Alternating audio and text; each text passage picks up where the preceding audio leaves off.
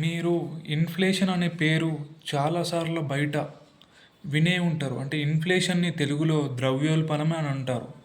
ద్రవ్యోల్బణం are inflation అంటే ఏమిటో ఈ వీడియోలో మనం తెలుసుకుందాం.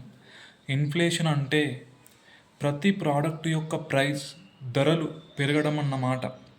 అంటే పార్లేజీ బిస్కెట్ ఒకప్పుడు రూ. 5కు దొరుకుతుండే.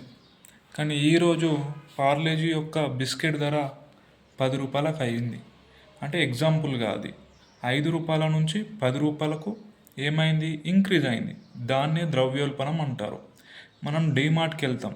డీమార్ట్ దగ్గర ప్రతి ప్రైజ్ అనేది పోయినసారి కంటే ఈ ఇయర్ ఎంతో కొంత పెరిగి ఉంటుంది. ఆ ప్రోడక్ట్ యొక్క ప్రైజ్లను ధరలను పెరగడం దాన్నే ఇన్ఫ్లేషన్ అని అంటారు.